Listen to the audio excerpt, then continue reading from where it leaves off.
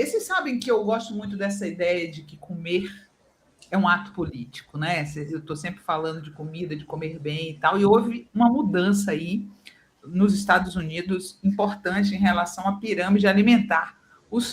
Para eles tudo é ideologia, né? Impressionante. Eles querem enfiar ideologia em tudo, então comer é realmente um ato político.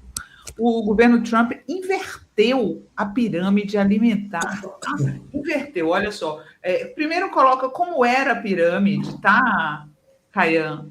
E aí depois a gente mostra como ficou. Então, essa era a pirâmide alimentar desde 1992, lá nos Estados Unidos, né? E na base da pirâmide estavam os pães e os cereais, vegetais e frutas, aí depois em cima os laticínios, né? E as carnes e as nozes, nas castanhas oleaginosas.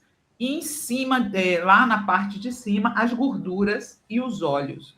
E aí, gente, como eles querem inverter tudo, né? A história, a política, eles querem botar o mundo de cabeça para baixo em todos os aspectos, inclusive a Terra, né? Que eles querem que seja achatada e não mais redonda, esférica. Eles reverteram essa pirâmide e botaram ela de cabeça para baixo. Olha só.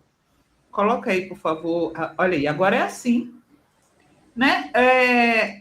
O lado positivo é que eles estão falando para as pessoas comerem menos processados, tá? Mas eles colocaram entre as principais coisas justamente as gorduras. A proteína virou a coisa mais importante. Então, estão aqui, ó, os laticínios, os peixes, as carnes, o frango, né, que seria a coisa mais importante, e ao lado de vegetais e frutas, in natura. Aí depois vem os óleos, no meio as frutas, e embaixo de tudo os grãos integrais.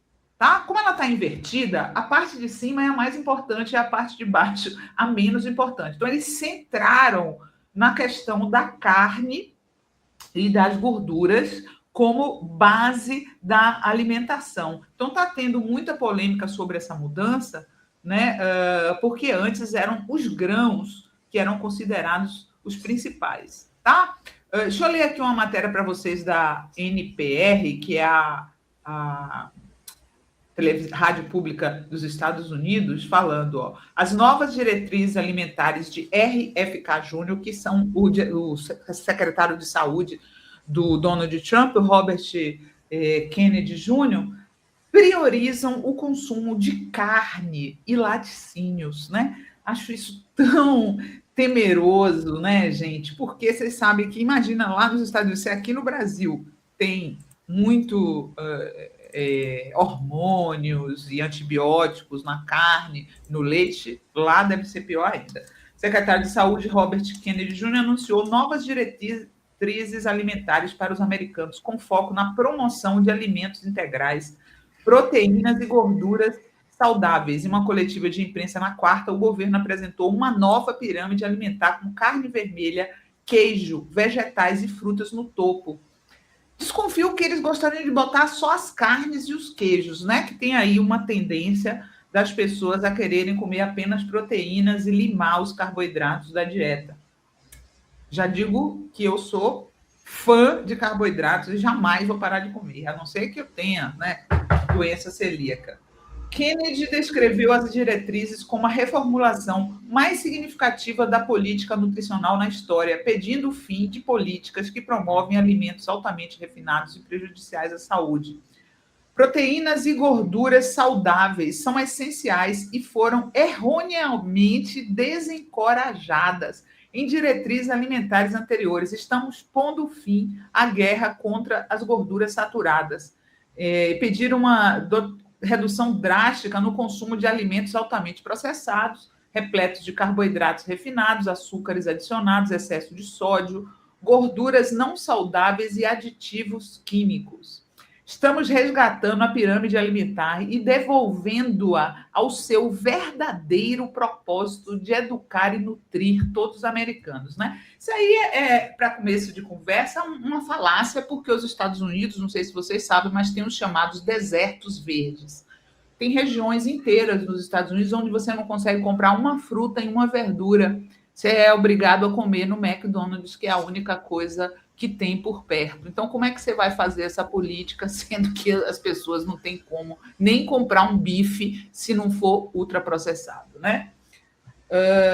Uma pirâmide alimentar estreita no topo e larga na base foi introduzida no início dos anos 90. Os grãos ficavam na base, um sinal para consumi-los em abundância, e os óleos e gorduras no topo, um sinal para consumi-los com moderação.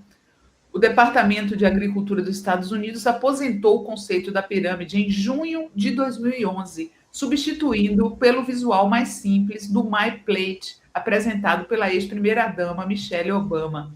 Agora o prato foi aposentado e a pirâmide voltou, mas dessa vez de cabeça para baixo. Essa abordagem pode mudar a trajetória de saúde de muitos americanos, escreveram Kennedy e Rawlings, apontando que mais de 70% dos adultos americanos estão acima do peso ou obesos devido a uma dieta que se tornou dependente de alimentos altamente processados e combinada com um estilo de vida sedentário. Aí já começaram a aparecer algumas matérias analisando a dieta, como essa que eu peguei aqui do UOL para vocês. Coloca aí para mim, Caian. O que é a nova pirâmide alimentar invertida dos Estados Unidos e quais os riscos, tá?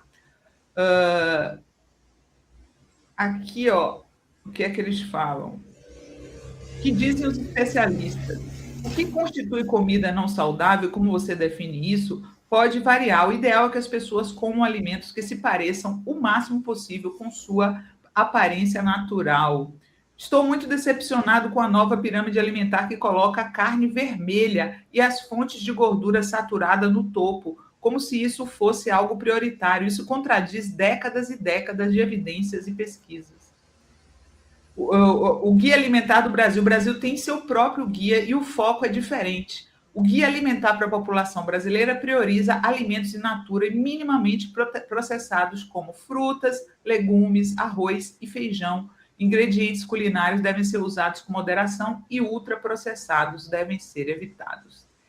É uma coisa assim impressionante para mim como que a extrema-direita quer se meter em todos os aspectos da vida dos cidadãos, né? Me lembra muito, vou me repetir, a Alemanha nazista, quando eles se metiam em tudo, né? Até os dos exercícios, também a parte da arte, né? Que eles queriam, até a arquitetura eles se meteram, né? Em tudo. O que você achou, hein, Marcelo? Eu achei assim, eu achei que tem um lado bom.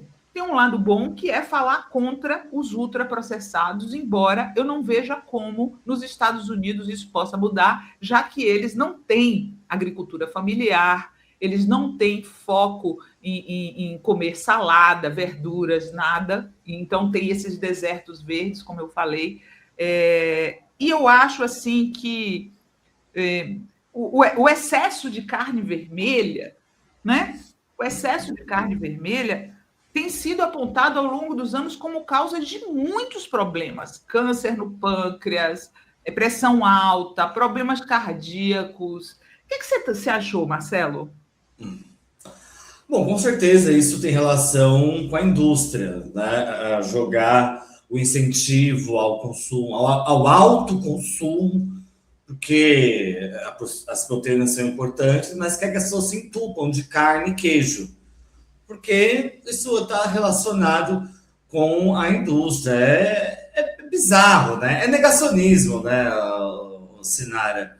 Sim. Tem um livro muito bom, ele não é tão novo, mas assim, tem uns 5 anos, até separei aqui, que é Uma Verdade Indigesta, como a indústria alimentícia manipula a ciência do que comemos. Que quem escreveu foi a nutricionista Marion Nestlé, que foi gestora do órgão que controla a qualidade de comida. Se bobear, ela participou da construção da primeira pirâmide, a correta, que coloca os grãos como a base da alimentação. Vale muito ler esse livro, gente, porque ela foi uma pessoa que trabalhou a vida toda dentro dessa indústria, ora no setor privado, ora no setor público. Ela trabalhou nas duas esferas, então ela vai mostrando para a gente essa batalha. Então, assim, e aí então tem esses dois aspectos, disputa, e tem o componente ideológico. Porque aí é uma coisa que é o combate ao veganismo.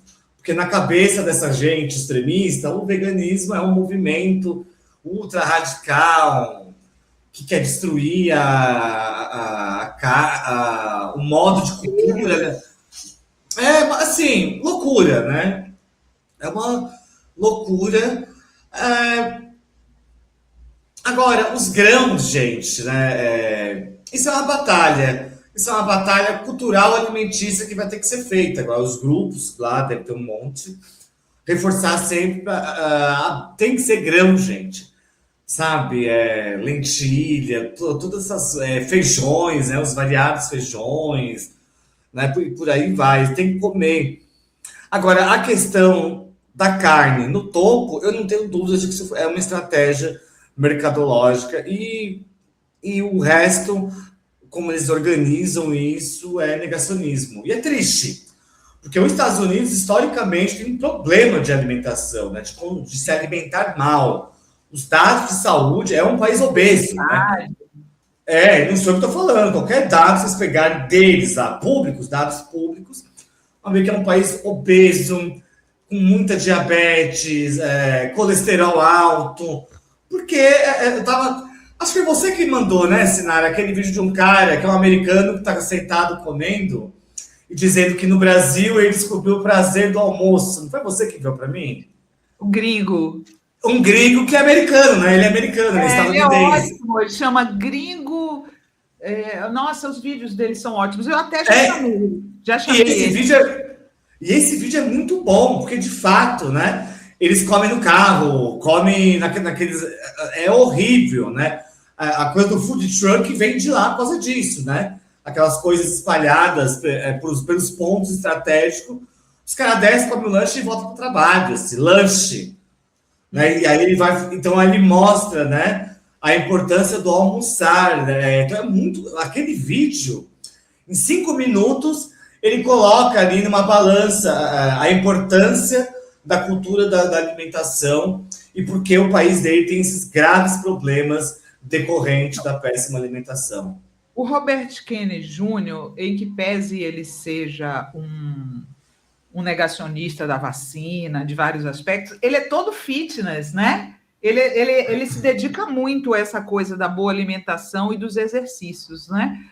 Devia ensinar ao chefe dele, porque o Trump é o primeiro a dar o mau exemplo. Ele come McDonald's todos os dias, né? Ele é uma pessoa que está totalmente fora de forma e só come, tem paladar infantil, só come porcaria o tempo todo. Então, a primeira pessoa que ele deveria reeducar devia ser o próprio chefe dele.